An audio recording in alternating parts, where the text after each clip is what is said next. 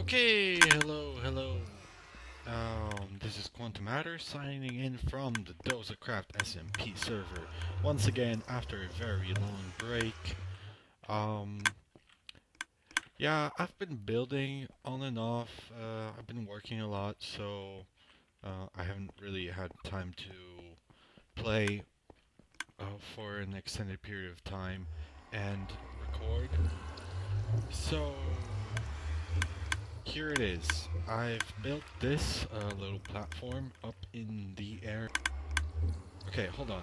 I'm just gonna go check if I'm recording my microphone because last time I wasn't recording for some reason, and yeah, that sucked. So hold on. I'll be right back. Okay, I'm back. Everything's fine. Everything's recording. So let's get on with it. Yeah. So I have built a not a very big platform. Oops, I had a sneak peek over there. Not a very big platform at all. Just two corridors, a main crossing, and a completely manual tree farm. But there's a lot more to it. Um, there's 5 megatons of redstone behind this, and hundreds of hoppers, and this whole madness. It's pretty crazy. I'm actually running out. I'll give you a sneak peek. Uh, yep, that's how I've been building the corridors, just making an ugly netherrack platform down there. Now see this part, this is where it gets interesting. That annoying clicking that you hear and those lights flashing, that's an item elevator. And what's going through there? Bones, gunpowder, arrows. What's that, you might ask? This is mob farm. Yeah, see, there we go. And this is the spawning pads with pistons and tripwire, and they're falling onto hoppers, which then feed into a dropper, which activates through a comparator hopper piston clock. Right there, you can see it with the block of redstone going back and forth. The reason why I'm building so far up in the air is and over the ocean is because I don't want um, to worry about lighting up caves. So basically, when I'm up here, anywhere from like this level up there, I'm not in range of any caves down there whatsoever. So the only spawning places within 128 blocks or 144, whichever you want to take into account. The only spawning places within range of any player that's up here are the spawning pads with the pistons. So I'm getting pretty good rates from this.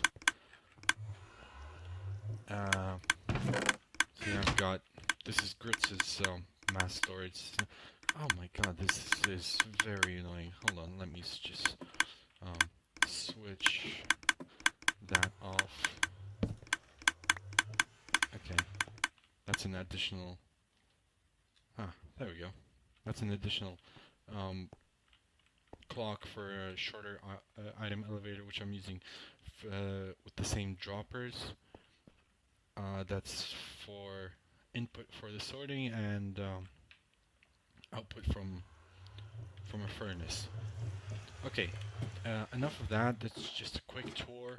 I just wanted to give, before I start out on the main reason for this video, which is the brewing machine. So as you can see, I have so far I have 4 chests over here, and just 6 simple brewing stands. But all these chests are filled with their unique type of potion.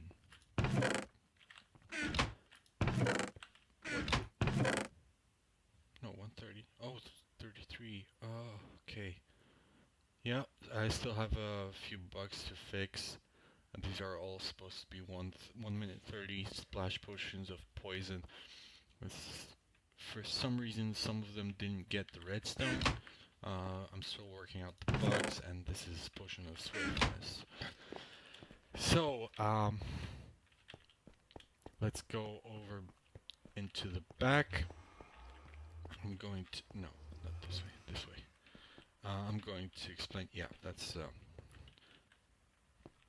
all the sorters for basically stuff I bring from the mines and output from the furnace. Now here, this is where the madness starts. This whole huge, insane, complicated looking thing is the brewing machine. So, let's start with,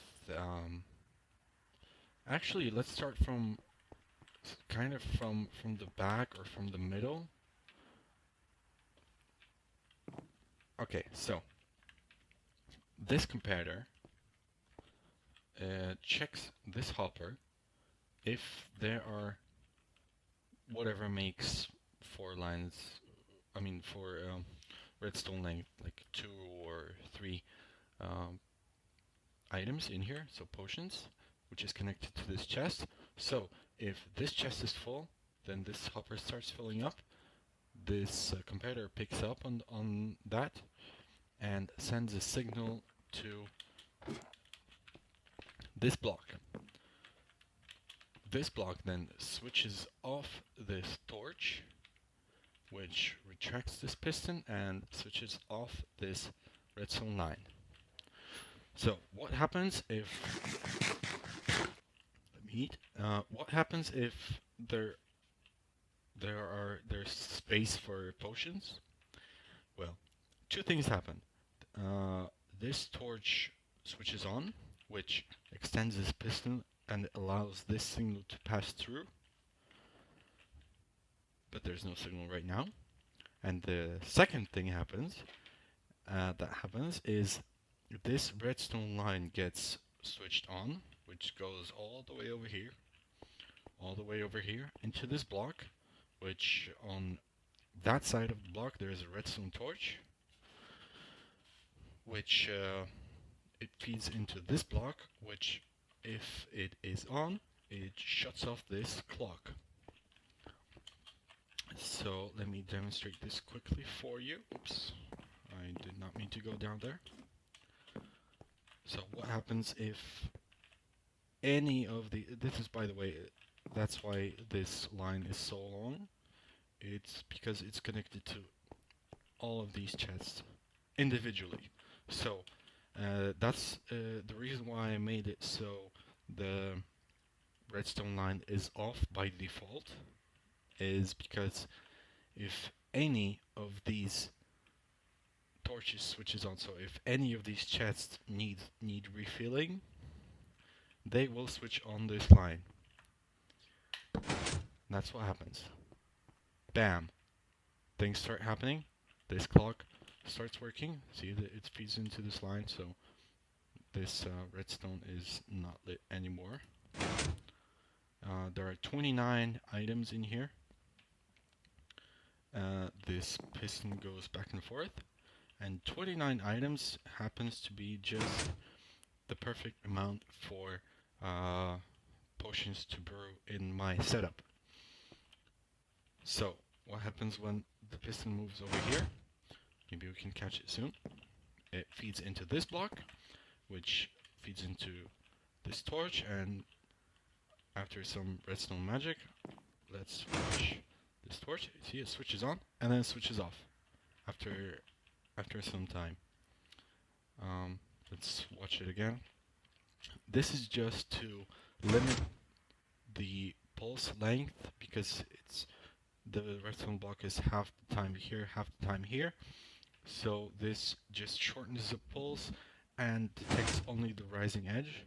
See, on and off. And these are the two outputs from this. I'll talk about this side in a second. So this is the main sync line for all the machines. If any of them need refilling, this piston will be extended and it will allow the sync signal to pass through.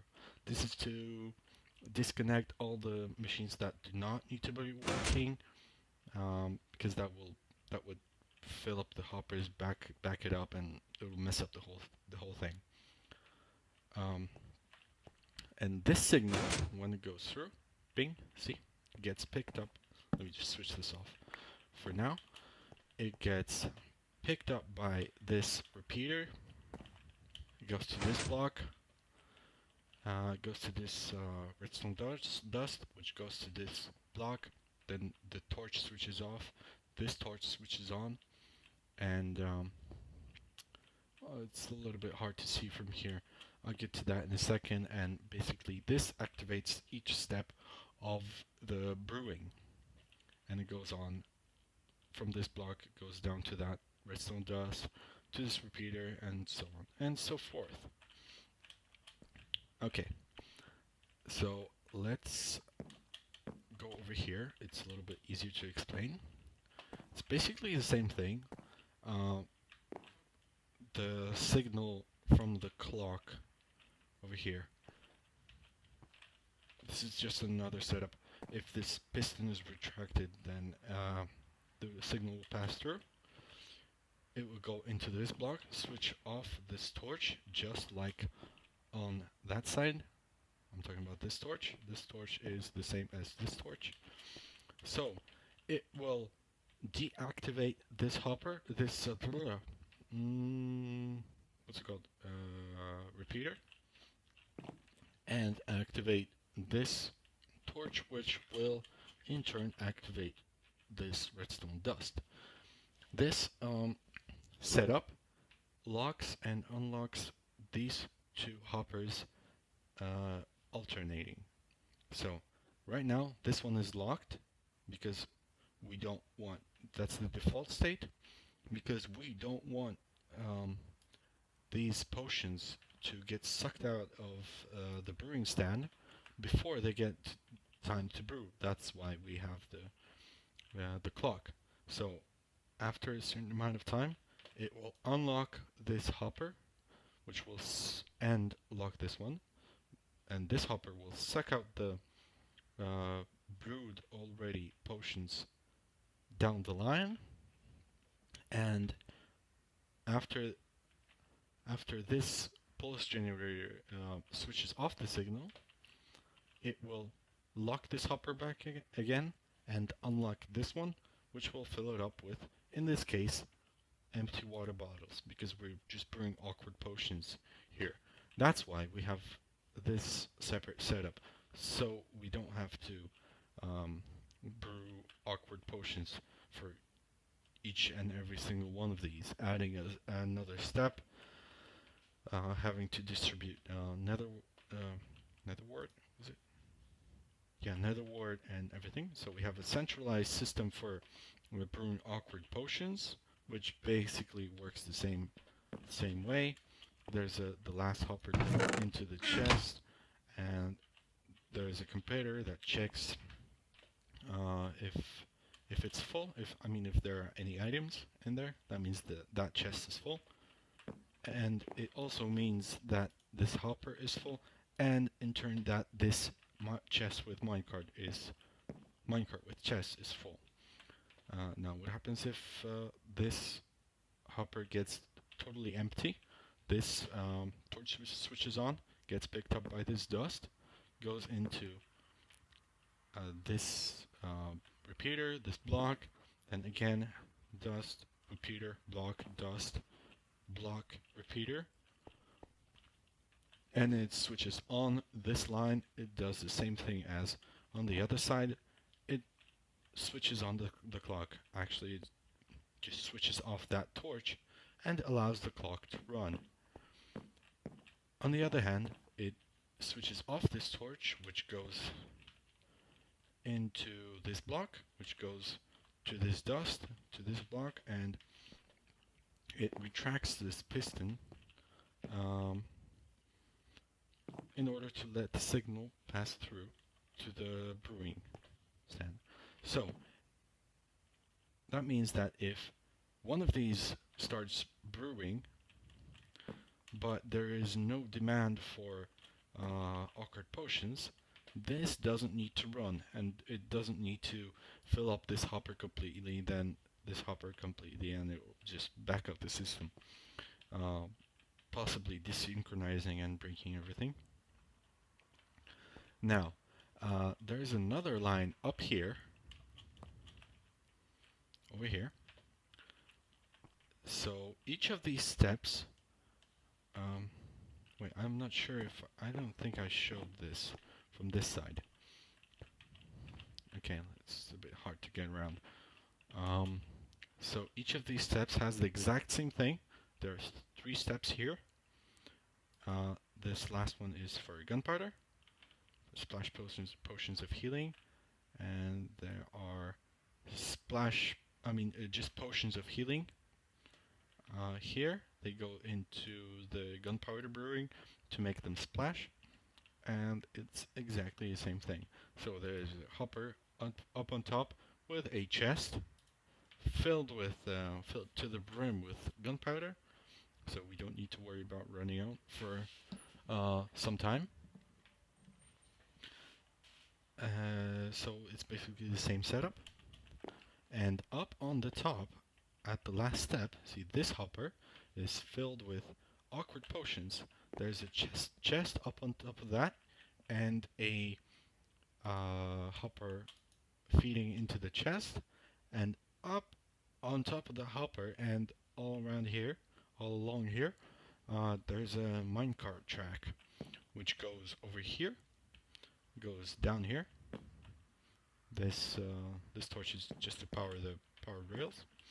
It goes down here and down to here. See, there is a powered rail here which is unpowered, which lets the minecart with chest stay down here, get filled up with awkward potions.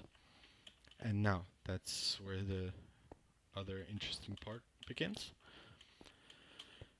If there's a comparator connected to any of these hoppers, so if this hopper has items in it, has awkward potions in it, that means this chest is full, that means this hopper is full, and that means everything's fine. That means that this comparator feeds into this block, which switches off this torch, which makes this whole line switch off. And now, if, for example, I take stuff out of this chest, then it switches on the clock.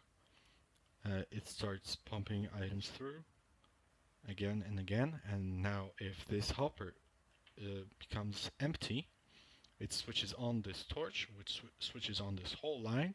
That means that if any of these lines, of these brewing lines, need awkward potions, it switches on this line, switches off this torch, which in turn switches on this torch, goes to this dust, this torch becomes off, this torch becomes on, and it powers this block, which powers this powered rail.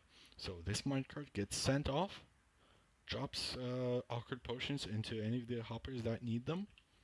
Automatically, it fills up all of them, just by the way, just by passing over them, which doesn't really bother me because they need to be filled anyways. And then comes back here. It happens very quickly, so it only picks up 1 or 2 potions on the way, but it'll go back and forth until all of these hoppers up there have awkward potions. But it will pick up, since this whole thing is full, and we have this buffer chest. It'll constantly keep picking up 1 or 2 potions, which will make this hopper empty, and it will also activate this side of the line for brewing awkward potions. Okay, so I guess that's the mechanics of it very quickly done.